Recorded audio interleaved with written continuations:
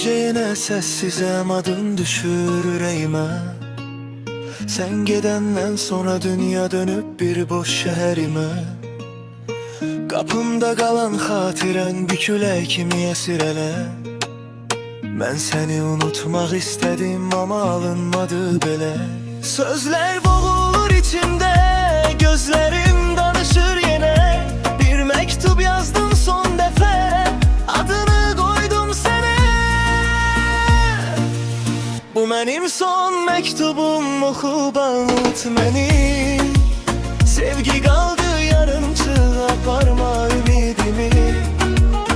Geceler seni yazır, seherler silir beni. Gittin ama kalbimden çıkmadın hiçbir gün. Bu benim son mektubum, oku ve unut beni. Sevgi kaldı yarımçı, aparma ümidimi. Geceler seni yazır, seherler silir beni. Gittin ama kalbimden çıkmadın hiçbir gün. Şekillerin kalır elimde, sanki dünen gülürdük. İndi seyahat bir hayat bizim yerimizdedir. Ne kadar bitti desem de bu yüreğe inanmadı. Sen giden günden beri hiç ne belki olmadı.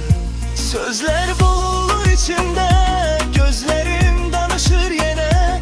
Bir mektup yazdım son defa, adını koydum sana.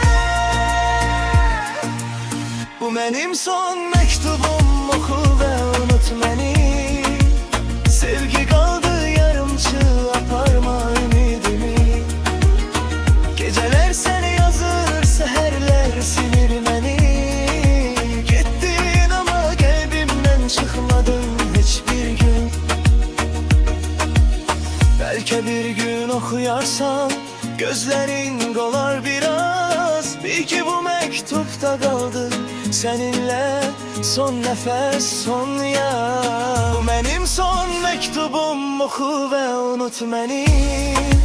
Sevgi kaldı yarımçı, aparma ümidimi. Geceler seni